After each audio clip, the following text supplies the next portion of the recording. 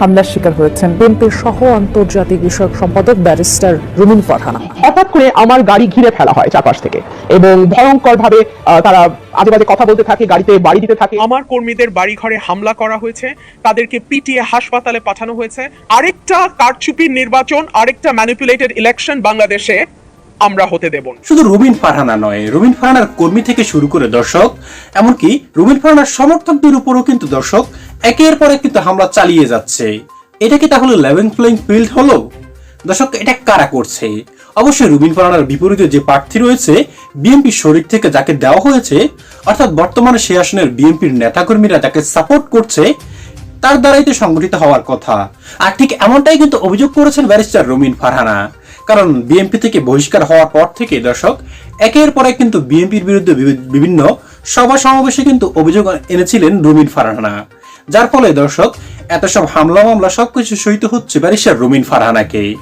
আর একটা সময় ছিল যখন রুমিন ফারহানা বিএনপির জন্য দর্শক গলা উঁচিয়ে কথা বলেছে এবং শত নির্যাতন অত্যাচারও সহ্য করেছে। আর সেই রুমিন ফারহানার উপরই দর্শক এখন বিএনপির নেতাকর্মীরা কিন্তু হামলা করছে। ব্রাহ্মণবাড়িয়া 2 আসন অর্থাৎ সরাইল এবং আশুগঞ্জ থেকে রুমিন ফারহানা কিন্তু হাসপাতাল থেকে নির্বাচন করছেন, অর্থাৎ স্বতন্ত্র থেকে তিনি নির্বাচন করছেন। তিনি বিএনপি থেকে মনোনয়ন প্রত্যাশী ছিলেন, যার ফলে বিএনপি তাকে মনোনয়ন না দেওয়াতে কিন্তু তিনি এই সিদ্ধান্তটি নিয়েছেন স্বতন্ত্র হয়ে নির্বাচন করার জন্য। আর সেটাই বুঝি এবার রুমিন ফারহানার কাল হয়ে দাঁড়িয়েছে।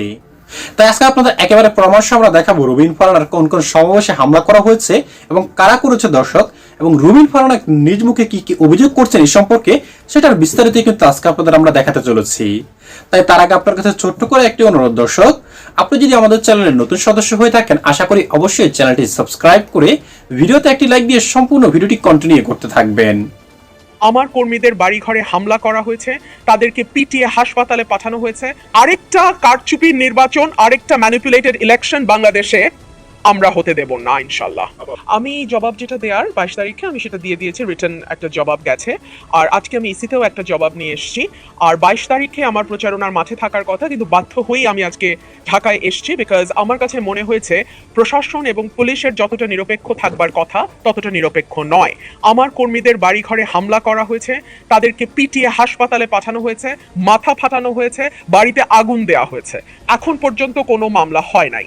সো আমি নির্বাচন কমিশনকে অবহিত করতে এসেছি যে যেহেতু আমি একজন স্বতন্ত্র প্রার্থী এবং আমি বড় দলগুলোর বিরুদ্ধে আমাকে লড়াই করতে হচ্ছে, প্রশাসন যদি এখানে একদম স্ট্রেইট নিরপেক্ষ না থাকে তাহলে আরেকটা 5ই অগস্টের মতন কিংবা 2018 নির্বাচনের মতন আরেকটা নির্বাচন যদি হয় বাংলাদেশে, তার পরিণতি ভালো হবে না, কারোর জন্যই ভালো হবে না।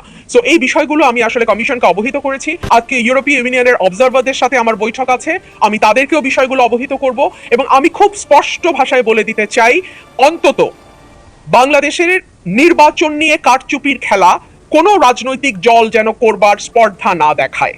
আমি সকল দলকেই আহ্বান জানাবো, নির্বাচনের মাঠে একটা সুষ্ঠু নির্বাচন যাতে হয়, সেই জন্য মানুষ 15 বছর লড়াই করেছে।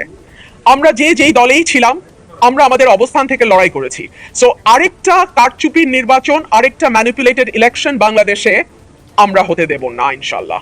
আমি ডেফিনেটলি নির্বাচনের মাঠে থাকবো এবং আমি টাইম টু টাইম আমার মিডিয়ার যারা সহকর্মী আছেন, ভাই আছেন, আমি আপনাদেরকে অবহিত করব, আমি অবজারভারদেরকে অবহিত করব।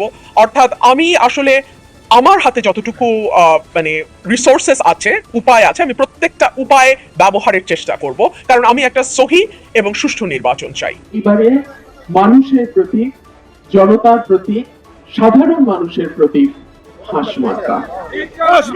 এটা কোনো দলের প্রতীক না, এটা কোনো বিশেষ গোষ্ঠীর প্রতীক না, এটা সাধারণ আম জনতার প্রতীক। হাঁস মার্কা উন্নয়নের মার্কা, গণতন্ত্রের মার্কা, সাহসের মার্কা, সততার মার্কা, অন্যায়ের বিরুদ্ধে রুখে দাঁড়ানোর মার্কা, সংসদে 300 এমপির বিরুদ্ধে একা লড়াই করার মার্কা। সুতরাং এটা সাধারণ মানুষের মার্কা, এটা কোনো নেতার মার্কা না, এটা কোনো হাইকমান্ডের মার্কা না, এটা আম জনতার মার্কা। আপনারা 12 তারিখ সারাদিন রাতে ভোট গণনা করে পর্যন্ত কেন্দ্রর পাহারায় থাকবেন। আপনারাই আমার ভোটের হেফাজতকারী। আপনারা একটা দিন আমার জন্য কষ্ট করেন, আগামী 5টা বছর এই দুটো উপজেলাকে আমি উন্নয়নের রোল মডেল করব। আপনাদের কাছে আমার হাত জোড় অনুরোধ, 11 তারিখ বিকাল থেকে 12 তারিখ রাত পর্যন্ত যার যার কেন্দ্রের পাহারায় শেষে থাকবেন। একটা জাল ভোট যেন কেউ দিতে না পারে। আমার একটা হাঁসও যেন কোনো শিয়াল চুরি না করে। গুনে গুনে হাঁস আপনারা খোয়ারে তুলবেন। 15 বছর হাল চাষ করলাম, বীজ দিলাম, ধান লাগাইলাম, ফসল কাটার সময় যদি মরুভূমি আসে কেমনটা লাগে? ঠিক আছে, আমার হাঁস আমার চাষ করা ধানই খাইব। আপনাদের দোয়া চাই, সাহায্য চাই, সহযোগিতা চাই। আর আমার মা বোনরা জানে হাঁস কিন্তু সমৃদ্ধির প্রতীক। একটা হাঁসের একটা ডিম, একটা ডিম একটা ছানা। এইভাবে আমার মা বোনদের ঘরের ইনকাম কিছুটা হইলেও খরচ যায় নাকি? আপনাদের সকলের প্রার্থী কিন্তু আমি। যদি মনে করেন অমুক উনি তো ওনার প্রার্থী, উনি তো ওনার প্রতি ওনারাই জিতায় আনবেন, না, আমি আপনাদের প্রার্থী। আমারই জিতায় আনার দায়িত্ব আপনাদের। আপনারা একটা দিন আমার সাথে থাকেন, আগামী 5টা বছর আপনাদের সুখে দুঃখে বিপদে আপদে ইনশাআল্লাহ আমি থাকবো। আমার মা বোনেরা আমাকে গ্যাসের কথা বলেছেন। ব্রাহ্মণবাড়িয়ায় 1000 নেতা এসেছেন, 1000 নেতা গেছেন। ব্রাহ্মণবাড়িয়ার গ্যাস আগে ব্রাহ্মণবাড়িয়ার মানুষ পাবে, তারপরে বাংলাদেশের অন্য এলাকায় যাবে। এই কথা প্রথম বলছি আমি। হাইকমান্ডের ডান হাত, হাইকমান্ডের বাম হাত, হাইকমান্ডের কানা আঙ্গুল, হাইকমান্ডের বুড়া আঙ্গুল, কোন নেতাকেই এই কথা বলতে শুনি নাই। সুতরাং আমার দাবি, আমার এলাকার মানুষের যা দাবি আমারও তাই দাবি। এলাকার মানুষের প্রার্থী আমি, এলাকার মানুষ যা চাবে সেইটা যে করেই হোক এনে দেওয়ার কাজ হচ্ছে আমার। আমরা সবাই ভালো হাঁস মাত্রা ভোট দেবো, নির্বাচন বন্ধ হবে নির্বাচন। দর্শক শ্রোতারা, নির্বাচন কমিশন যতভাবে বলুক না কেন যে লেভেল প্লেইং ফিল্ড নিশ্চিত হয়েছে দর্শক, সেটা কিন্তু কোনো মতে মানতে রাজি নয়। কারণ রুমিন ফারহানার মতন এমন একজন পরিচিত নেত্রী যার উপর হামলা করা হচ্ছে দর্শক, এটা হলে কি লেভেল প্লেইং ফিল্ড কি নিশ্চিত হয়েছে, এটা কি বলা যায় দর্শক? কারণ ব্যারিস্টার রুমিন ফারহানা দর্শক বিএনপি থেকে নমিনেশন প্রত্যাশী ছিল, আর যার ফলে বিএনপি তাকে নমিনেশন না দেওয়াতে তিনি স্বতন্ত্র থেকে নির্বাচন করছেন। যার ফলে দর্শক এটাই কিন্তু ব্যারিস্টার রুমিন ফারহানার জন্য এই মুহূর্তে কাল হয়ে দাঁড়িয়েছে। অর্থাৎ এর আগে দর্শক বেশ কয়েকটি ঝামেলার মধ্যেও কিন্তু রুমিন ফারহানা অনেক নির্যাতিত হয়েছেন, অর্থাৎ এই স্বতন্ত্র থেকে নির্বাচন করার ঘোষণা দেওয়ার পর থেকেই। যার ফলে সে আসনের বিএনপি সমর্থিত যারা রয়েছে দর্শক, তারা কিন্তু রুমিন ফারহানার উপর একের পর এক কিন্তু দর্শক নানাভাবে কিন্তু হ্যাস্ত করছেন রুমিন ফারহানাকে। কারণ তিনি বিএনপি থেকে বহিষ্কার হওয়ার পর থেকে দর্শক বিএনপির নামে কিন্তু নানা অভিযোগ তুলছেন, যার ফলে কিন্তু এই আকসাকসি শুরু হয়ে গেছে দর্শক সেই আসনটিতে। অর্থাৎ প্রতিদ্বন্দ্বিতা হবে দর্শক ভোটের মাঠে, কিন্তু এইভাবে হামলা মামলা করে কি কেউ কি জিততে পারবে? আপনার কি মনে হয় দর্শক?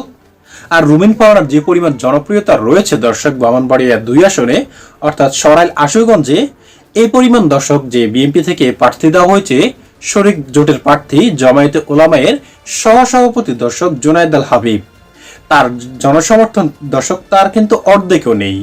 যার ফলে দর্শক সে এখন কিন্তু একেবারে পাগলের মতো হয়ে গেছে। আর বিএনপি সমর্থিত বিএনপির যে নেতাকর্মীরা রয়েছে দর্শক, তারা যে জুনায়েদ আল হাবিবকে যারা সাপোর্ট করছেন তারাও কিন্তু দর্শক ব্যারিস্টার রুমিন ফারহানার উপর কিন্তু একেবারে ক্ষিপ্ত হয়ে গেছেন এই সকল জনপ্রিয়তা দেখেই। তাই একের পর এক দর্শকরা ব্যারিস্টার রুমিন ফারহানার উপর কিন্তু হামলা করা হচ্ছে, তার কর্মী এবং সমর্থকদের উপরও কিন্তু হামলা করা হচ্ছে। সম্মানিত দর্শক শ্রোতা, এই ভিডিওগুলি দেখার পর এবং এই তথ্যাদিগুলি জানার পর দর্শক এই সম্পর্কে আপনার কি মনে হয়? শত হামলা মামলা করে কি রুমিন ফারহানাকে কি দমিয়ে রাখা যাবে? অবশ্যই কমেন্ট করে জানিয়ে দিবেন আপনার মূল্যবান মতামতটুকু দর্শক। আজ এ পর্যন্তই, ভালো থাকবেন সকলে, আশা করি। খোদা হাফেজ।